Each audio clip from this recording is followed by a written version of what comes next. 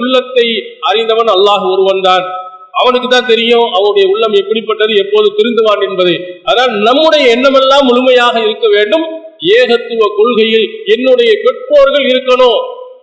அவங்க மரணிக்கின்ற போது ஏகத்துவ கொள்கை உள்ளவளாக என்னுடைய தந்தை, என்னுடைய தாய் இறக்க வேண்டும். அதுல ரொம்பவும் கவனம் நீங்கள் செலுத்துங்கள். அந்த கொள்கை நமக்கு கிடைத்து விட்டது என்று சொன்னால் நம்முடைய பெற்றோர்கள், அல்லாஹ் சொல்கிறான், சிலர்கள் சொர்க்கத்துக்கு போவாங்க. ஜன்னாத்து அதுனின் எதுகுலூனஹா வமன் ஸலஹ மின் ஆபாயிஹிம் வ அஸ்வாஜிஹிம் வ துர்ரியாத்திஹிம்.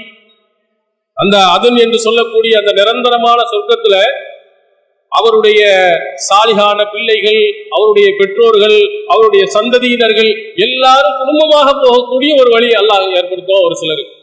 அது மாதிரி நம்முடைய பிள்ளைகள் ஏகத்துவத்தில் இருக்கணும், என்னுடைய தாய் ஏகத்துவத்தில் இருக்கணும், என்னுடைய மனைவி மக்கள் எல்லாரும் ஏகத்துவத்தில் இருந்து சொர்க்கத்தில் நாங்கள் முழுமையாக போகக்கூடிய வாய்ப்பை நமக்கு அல்லாஹ் தர வேண்டும் என்று அதற்கு என்ன செய்யணும்? முயற்சி எடுக்கணும். வேறு எதற்கெல்லாம் நாம் முயற்சி எடுக்கிறோம்?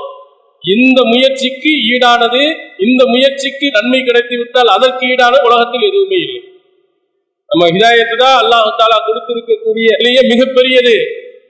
ஹிதாயத்து இல்லாமல் கோடி கோடியாக உங்களுக்கு பணம் கொட்டி இருந்தாலும் வறுமையில் நிரந்தர நரகம். நமக்கு ஒரு ரூபா கூட இல்லை, தேவையில்லை. நான் ஏகத்துவ கொள்கை உள்ளவன், என் தாய் தந்தை ஏகத்துவ கொள்கை, என்னுடைய பிள்ளைகள் ஏகத்துவ கொள்கை, மறுமையில் அனைத்தையும் நான் பெற்றுக் கொள்வேன்.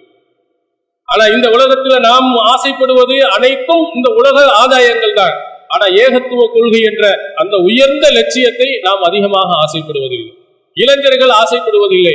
இளைஞர்களுடைய மிக முக்கியமான நோக்கமாக உங்களுடைய பெற்றோர்களை ஏகத்துவ கொள்கையில் கொண்டு வருவதற்கு தினமும் என்ன செய்யுங்க? முயற்சி செய்யுங்கள். இது இளைஞரினுடைய இலக்கில மிக முக்கியமான ஒரு இலக்கு என்பதை கவனத்தில் வச்சுக்கிறது.